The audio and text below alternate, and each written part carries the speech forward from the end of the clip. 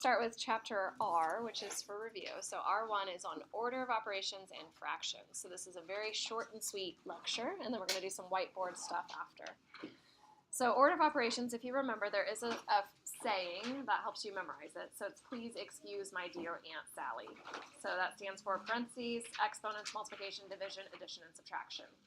But one thing that I do want to mention about this is a lot of people don't say multiplication and division go together. So don't just always do multiplication steps first. Multiplication and division are the same thing, really. Because if I multiply by 1/2, isn't that the same as dividing by 2? Okay, so they're the same operation. Same with addition and subtraction, so those go together as well. So if I add a -2, that's the same as subtracting 2. Okay, so we don't put any order to those. M and D go together. It could be division or multiplication first. All right, so in example 1, I look for all the different things with parentheses. So I see I have 3 plus 4, which is going to be 7. And since the parentheses is right next to another parenthesis, it means I'm going to multiply. So I'm multiplying by 5 minus 2, which is 3, all over 4 minus 7, plus, and then the last parenthesis is 8 minus 9. So what do we get when we do 8 minus 9? -1. Now that whole thing in parentheses is going to be squared, so I'm going to write -1 in parentheses, and then put the squared next to it. Okay, we continue going through this. So my order of operations says please, so we took care of the parentheses. Exponents, so do we have any exponents? Yeah, so I'm going to do that -1 squared, which is going to be 1, because -1 times -1 is 1. So I have 7 times 3 over 4 minus 7. Let's go ahead and take care of that as well. What's 4 minus 7? -3, right? So I have plus a 1 on the end.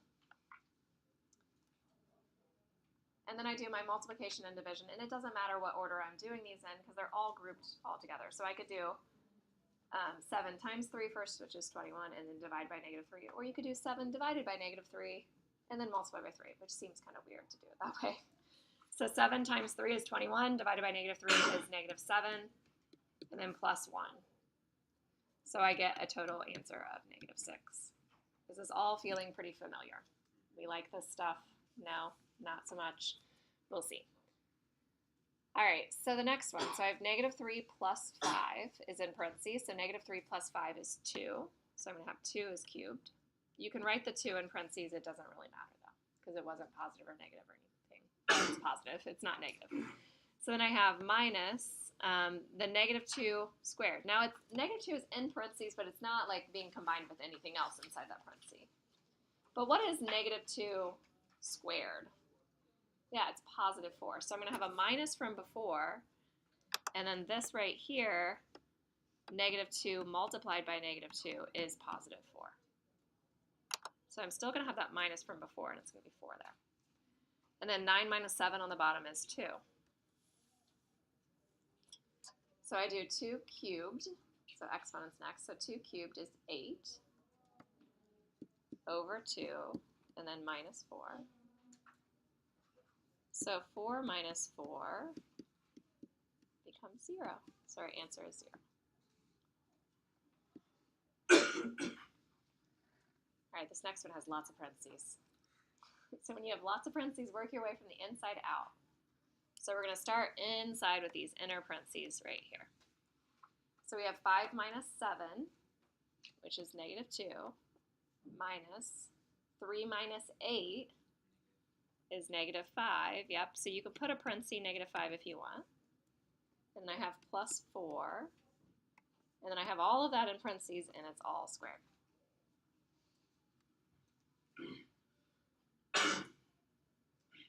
So when I have minus and -5, do you guys remember what minus and -5 means? Yeah. Yeah, it becomes a plus there. You guys remember a negative and a negative? Yeah.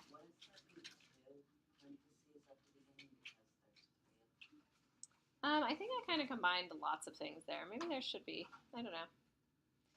Maybe I had one too many parentheses in the first place. All right, so the next one, so I get -2 plus 5 is 3, plus 4 is 7. So we have 7 squared. Yeah, and then 7 squared is 49. So we got all the way to where everything inside the parentheses was simplified. It all simplified down to 7, and then we square. So that brings a good point. Like, you know, we have parentheses and we have exponents.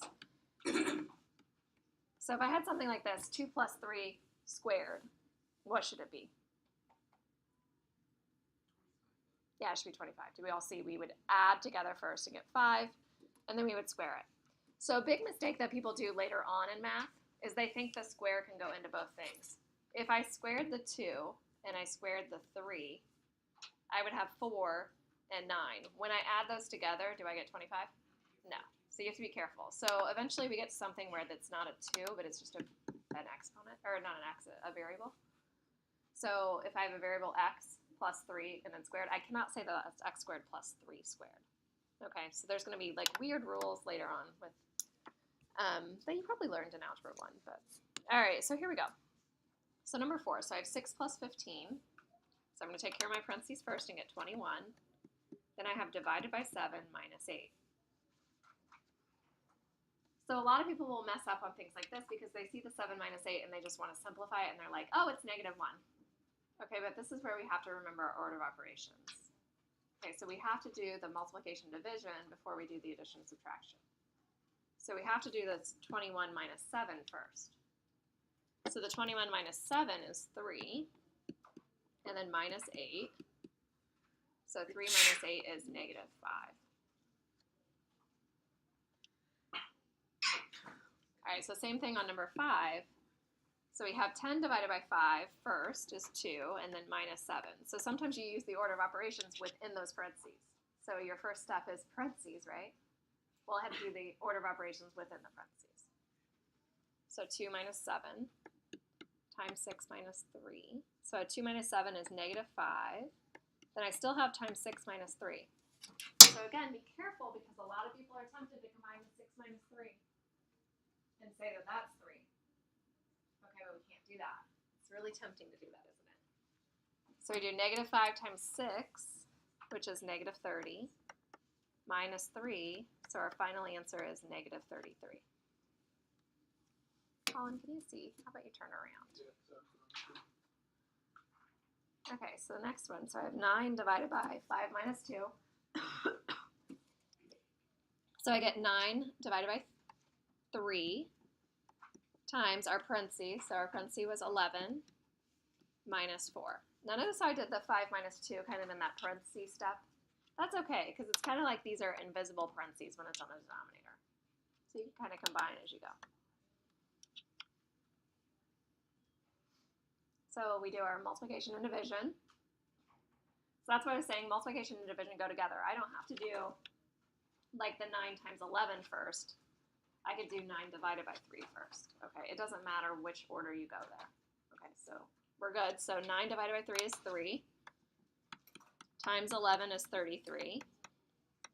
So I have 33 minus 4, which is 29. Okay, is this making sense? All right, we're going to try some hard ones on the whiteboard, so be ready. All right, so next example. So fractions, it says in order to add or subtract, you have to have common denominators. However, if you're multiplying or dividing, we just reduce as much as possible first, and we always change our mixed fractions to improper fractions before any operation. So you guys are going to start seeing more improper fractions than mixed fractions. We don't see those a lot once you're in high school, like 1 3/4. You know what I'm saying? We would just write that as 7/4. Okay? So the first one, so I have 5/6 plus 1/12 minus 2/3. Okay, so if I'm combining these, girls in the back, are you guys taking your notes? Do you have these out? So take some notes. So if I have 6, 12, and 3, what common denominator do I need? Yeah, Cam? 12. 12, yeah. So I'm going to get everything to be 12. So I'm going to have 12, 12, and 12 like that. Okay. So what I need is I need to multiply 5/6 by 2/2. And I need to multiply 2/3 by 4/4. Okay, and when you were in elementary school, you did all these like visual representations of this, but nobody ever remembers like the visual representations. Like if I had 1/2 plus 3/4, what you usually did is we use like circles or squares or whatever. And if I had 1/2 added to 3/4, that's what it was, right? Do we get that? And so the easiest way to think of it was to make that 1/2 into 2 out of 4 pieces. So we'd say, oh, if I'm talking about a fourth of a pizza, how many fourths of a pizza do I have? I have 1, 2, 3, 4, 5 of those fourths of a pizzas. Does that make sense? That's what we're doing. Okay, that's an easy concept to remember, right? Do you guys all see that? So all we're doing is getting common denominators. So we're saying 10/12 plus 1/12 minus 8/12, like that.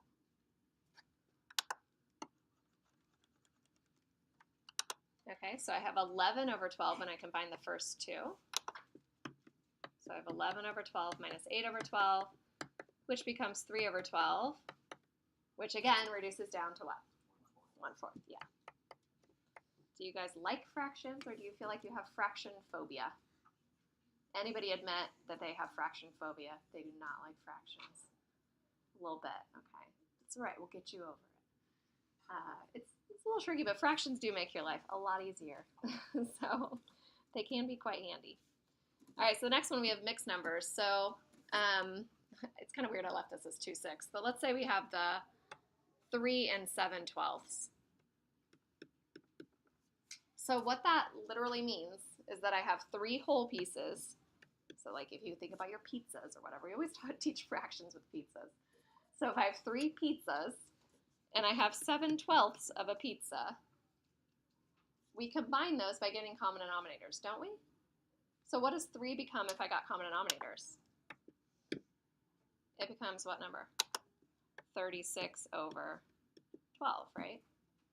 And then what do? We combine these numbers and we get 43/12. Okay? You learn this rule in elementary school, but then everybody always forgets the rule. They're like, why are we doing this? Okay, here's the rule. We do 3, we multiply by 12, right? And then we add 7. Do you guys remember that? That's what we're doing. We're getting common denominators. That's all we're doing. So 3 times 12 is 36. That becomes this numerator, right? 36 added to 7 is 43. So we end up getting 43/12 there. So how about the first one? Well, we get 6 plus 2 is 8, so we get 8/6. And then the last one is minus. Now be careful with the minus. Don't worry about the minus. Only work with the 4 2/3. Okay, so we're doing 4 2/3 just like it's positive, and then we'll tack on the minus out front. So what is 4 2/3 as we do that?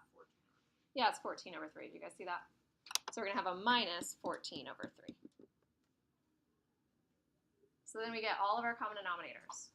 So we make everything into 12. So I'm going to do 2/2.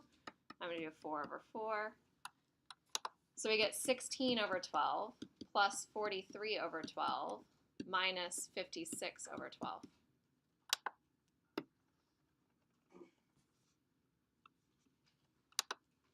Okay, and we start adding them together. So when I do 16 plus 43, I end up getting 59. So 59 minus 56 is 3. So we still get 3/12, which is 1/4 again. So 1/4 is the answer. So I'm going to show you a trick. So kind of look up here. This isn't in your notes. This is a trick that several other countries do. The United States never does this. I don't know why. It's kind of a cool trick. You want to see it? So if I have 1/2 plus 7/5. Okay, think about the process you would do in order to get common denominators. You would multiply the first one by 5/5. You'd multiply the second one by 2/2, right? So let's do it the long way. Kind of look up here. So we do 5/5. We do 2/2. We would end up getting 5/10 added to 14/10, which is 19/10. Here's the trick. So if I have 1/2 plus 7/5, what's this when you multiply those? 5. What's this when you multiply them? 14. What's my denominator? 10. So we multiply like 1 and 5, and we get 5. We multiply the other one, 14, and we write it over the denominators multiplied. Isn't that quick and easy? So let me give you another one. So let's say I have 3/4 added to 2/7. what it is. It is 29 over 28. Isn't that easy to do? Why don't we teach that? You guys get why we do that now, right? It's like, oh, wait, we have these numbers, we have these numbers. So, yeah, I don't know why we don't do that. All right, so the next one. So, anyway, so I have 11 over 12, and I'm dividing by, so this is inside parentheses. Okay, so if you're multiplying fractions, you do not have to get the same denominators. Okay, so if I have like half of 3/4, do you guys understand what half of 3/4 means? Let me kind of show you a picture for this too. Everything has a picture associated. Everything should make sense. Like, I feel like sometimes people are like, oh, fractions don't make sense to me. I don't get it. Okay, here's what 3/4 looks like. Everybody look up here. You agree? 3/4? Makes sense, 3/4. If I want half of 3/4, ofs means multiply. Like 5 sets of 6 is 30, right? So half of 3/4. What I do is I take those fourth pieces and I divide them in half. And I instead have only these. What do? We have 3 out of 8 pieces now. Does that make sense? Yeah. So when we multiply, we actually don't need to get common denominators. Like I just multiply across the top, multiply across the bottom. I get 3 over 8. Okay, I don't want to make that 1/2 into 2/4. You could make it 2/4 and then 3/4. And you could say, oh, it's 6 out of 16. Well, 6 out of 16 is still 3/8, right? You can divide it out. So 6 out of 16. So we don't want to make things overly complicated and get common denominators when we would just reduce it out anyway. So when I have this, I have 7 over 12 times 6 over 21. Do you guys remember the trick? Yeah, you want to simplify first before multiplying. Because, I mean, 7 times 6 is good. We all know that's 42, right? Do you guys know what 12 times 21 is? No. Do you want to find 12 times 21? No. We're going to make it easier. So, Mackie, what do you want to do? Oh, you were already on it. Yeah, you're good. Okay, so how about here? So how about 6 and 12? Yeah, what do we think? 1 and 2. Yeah, it becomes 1 and 2. We can divide by 6, right? It's like we're reducing. We were going to reduce at the end, so we just reduced at the beginning. How about the other one, 7 and 21? 1 and 3, right? So we end up getting in there, we get 1/2 times 1/3 when we reduce. So anything on top reduces out with anything on bottom because we would have multiplied everything on top and we would have multiplied everything on the bottom. We're just reducing out by their common factors. So we have 11 over 12 divided by, so what does this become in here? 1/6, right? Much easier. Oops.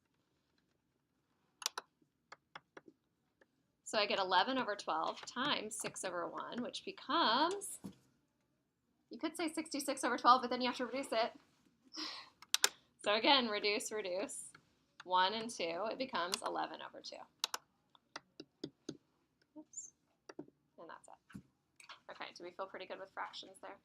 It's all coming back to you, huh? All right, we're stopping there. We're going to get some whiteboards.